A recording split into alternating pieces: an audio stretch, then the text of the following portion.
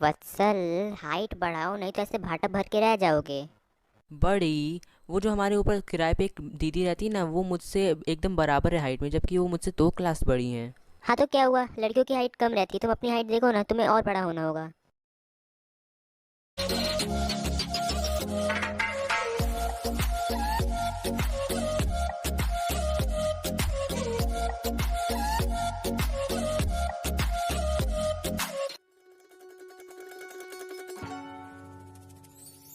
Hey what's up guys and sisters, welcome back to yet another video of who must not be named. Racism को हम लोग काफ़ी पहले पीछे छोड़ा है, लेकिन फिर भी अगर कोई चीज़ परेशान करती है बॉयज़ को तो वो है उनकी हाइट।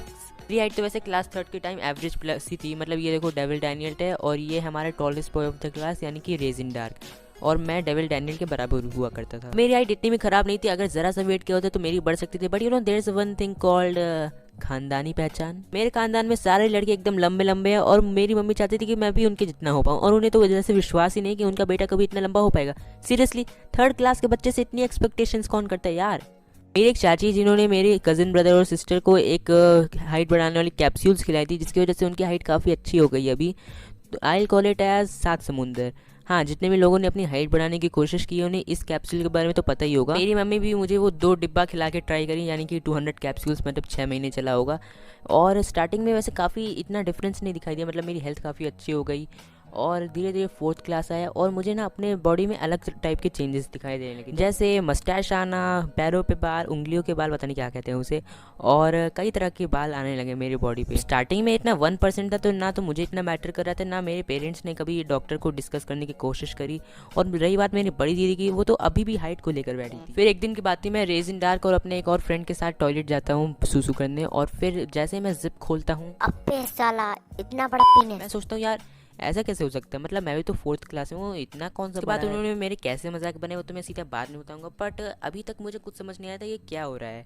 मोर ओवर अभी फोर्थ क्लास का एंड चलने लगा था, और एक दिन मैं अपने मम्मी पापा के साथ जा रहा था ट्रेन से गाँव। अब देखो, मेरे पापा रेलवे में, तो मेरी बचपन से आदत रही है कि मुझे पैसेंजर ट्रेन पसंद नहीं आती थी, और ऐसा होता था तब मेरे पापा मुझे इंजन में लेकर जाते थे और मैं पूरा सफ़र वहीं पे बिताता था। तो उस दिन भी हम लोग सेम यही करते हैं। मैं जैसे ही इंजन पे चढ़ता हूँ पापा के साथ, मेरा फेस सामने वाले अंकल देखते ही सबसे पहले एकदम जेन्युइन क्वेश्चंस पूछते हैं, बेटा तुम्हारा नाम क्या है, किस क्लास में हो। हर कोई पूछता है, तो मैं भी बता देता हूँ मैं फोर्थ क्लास में हूँ। तो फिर वो अपनी ड्राइविंग कंटिन्यू करते हैं, और फिर काफ़ी देर चलने के बाद वो मुझसे पूछते हैं, इन्हें कोई होम्योपैथिक दवाई खिलाई थी क्या, ग्रोथ होत वाली? मेरे और पापा की एकदम स्टार्टिंग में कुछ समझ नहीं आया कि वो क्या बात कर रहे हैं, मतलब हमने तो कभी ऐसी होम्योपैथिक दवाई ली नहीं। फिर मेरी एकदम अचानक से याद आती है सात समुंदर। हाँ, अभी ना मेरी वहीं बड़ी दीदी और ज़्यादा इनसिक्योर हो चुकी थी, और वो 500 कैप्सूल्स वाला बड़ा डिब्बा लेने वाली थी। बट फिर वो अंकल समझाते हैं कि ऐसे एज के पहले कोई भी कैप्सूल खिलाना, और वो भी बिना डॉक्टर के एडवाइस के, बुरा होता है। और ये उसी सब का साइड इफेक्ट, उनके भी रिलेटिव को ऐसा हुआ था। और फिर वो समझाते हैं कि हाई स्कूल इंटर तक तो वेट करना ही चाहिए ऐसे ग्रोथ के लिए। एंड आई थिंक मेरे भैया दीदी ने भी हाई स्कूल इंटर में खाया था वो कैप्सूल। अब आता है क्लास फिफ्थ में मेरी ग्रोथ तेज़ी से होने लगती है। जनवरी फरवरी का मंथ होता है जब भी मेरी हाइट बहुत तेज़ी से बढ़ती है, मेरी आवाज़ बदलती है। और जब मेरी आवाज़ बदल रही थी उस टाइम पे, तो ठंडी का मौसम था, मेरे पेरेंट्स सोचते हैं कि पक्का ठंडी से कुछ हुआ होगा, बट ऐसी बात नहीं थी। मेरी हाइट रेजिंग डार्क के एकदम बराबर आ गई, मेरे पैरों पे वैसे ही जंगल हो चुके थे। एंड मेरा बात मत करो उसकी यार। इन सब में सबसे ज़्यादा कोई चीज़ मुझे परेशान कर रही थी तो वो थी मेरी आवाज़, क्योंकि यही एक थी जो कुछ ज़्यादा ही एज के हिसाब से बढ़ गई थी। मुझे अपने किसी भी टीचर के साथ बात करना होता था तो, ma'am you haven't checked one of my questions in my graph notebook. Are you giving me orders? नहीं, तुम ऐसे सारे टीचर्स के साथ रूडली बात करते हो, तुम्हें रिस्पेक्ट नहीं है किसी टीचर की है? मैम मैं तो बस आपसे रिक्वेस्ट ही शट कर अप रहा था। वत्सल, मुझे अब मेरा काम मत सिखाओ। तुम सारे टीचर्स को ऐसे बात कर। क्या यार, मेरी तो आवाज़ ही ऐसी, मतलब मैं ताऊ में कहाँ बोल रहा था। फिर आता है क्लास सिक्स। मेरी हाइट काफ़ी सही चल रही थी, मैं काफ़ी सेटिस्फाइड था। आवाज़ मेरी इतनी ज़्यादा मोटी हो गई थी कि अब मेरे सारे दोस्त पहचानना बंद कर देते, आई मीन फ़ोन पे।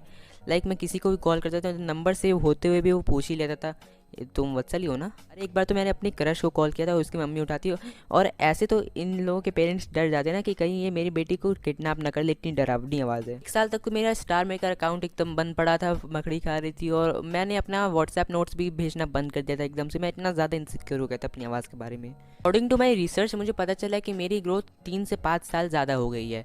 अब मैंने कहाँ से कैलकुलेट किया ये तो नहीं बताऊँगा, बट कुछ अंकल्स होते ना कॉलोनी के, बस वही मुझे कुछ ज़्यादा फ्रस्ट्रेट कर देते। उसके अलावा मैं तो बड़ा सेटिस्फाइड था इन सब से। Starting from this uncle. और वसु, चुनाई का लेंथ कितना हुआ?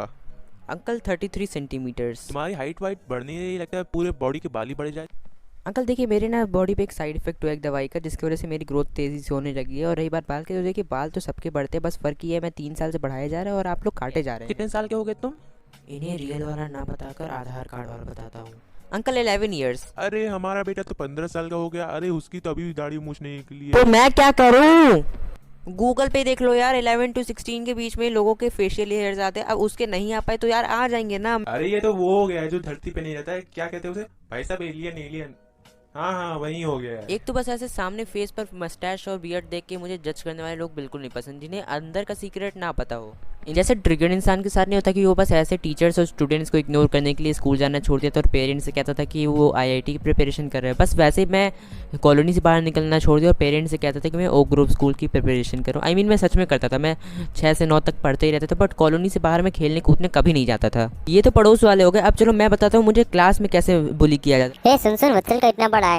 ए वत्सल, किसी को गुस्सा मत देना नहीं तो गांड फट जाएगी। ए वत्सल, बताना बहन को कितनी बार चोटता है? हो वत्सल ने गाली दी।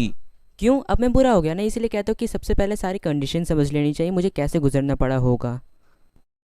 देन मैं सब कुछ एक पॉजिटिव वे में लेने लगा। डेयरी मिल्क ने मुझे बताया कि मुझे ऐसे हार मान के नहीं बैठना चाहिए, मुझे वॉइस नोट्स भेजना चाहिए, इतनी भी बेकार नहीं है आवाज़ मेरी, और मुझे अपना स्टार मेकर अकाउंट में कंटिन्यू करना चाहिए।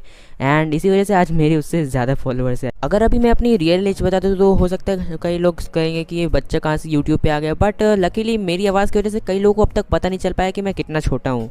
मेरी एक नेबर की दीदी ने मुझे समझाया कि उनके क्लास में एक लड़का था जिसके एकदम बाल नहीं थे पैर पे, तो उसे काफ़ी लड़के चिढ़ाते थे चिकना चिकना कह के। तो उस हिसाब से मैं तो काफ़ी लकी हूँ कि मैंने थोड़ा सा एज के पहले आ गया। 6th एंड होते होते या फिर कह सकते हो मेरे 7th में आते मेरे 1% बियर्ड भी आनी शुरू हो गई, और फिर अब मैं सब पॉजिटिव वे में लेने लगा था। तो अब मुझे अमेजोन वाला कभी मैम नहीं कहता था। अब अगर मेरी कोई गाड़ी ठोक दे तो मैं उसे चिल्ला भी सकता था। लाइफ लेसन नंबर 1, जितना मिले उतने में संतोष करो। चाहे वो हैरी पॉटर का डॉबी हो या फिर टीवीएफ के वो छोटू भैया हो, वो सब अपने कैरेक्टर से काफ़ी फेमस हैं। लाइफ लेसन नंबर 2, अगर तुम में ऐसे कोई डिफरेंसेस आ भी जाते तो उससे यार पॉजिटिव वे में लो ना। मतलब तुम पूरी क्लास में सबसे अलग हो, तुम और सबकी तरह नहीं दिखते हो एज में, तो अच्छी बात है। लाइफ लेसन नंबर 3, चाहे वो रेसिज्म हो या कोई भी ग्रोथ से रिलेटेड दवाई हो, उसे बिना डॉक्टर एडवाइस के कभी मत लेना, सीरियसली। सो आई होप अब तुम लोग को इस वीडियो से कुछ समझ आया होगा। अगर आया है तो यार प्लीज़ कमेंट्स में अपने ओपिनियन ज़रूर बताना कि अगर तुम मेरे जगह होते तो क्या करते। और वैसे लाइक कर दो क्योंकि मुझे ऐसे सिंपैथी मिलेगी, और मैं ऐसे एनिमेटेड वीडियोस लाता रहता हूँ। हाँ जानता हूँ 1 महीने से ज़्यादा हो गया, बट प्लीज़ फिर भी सब्सक्राइब कर दो यार। तो मिलते हैं।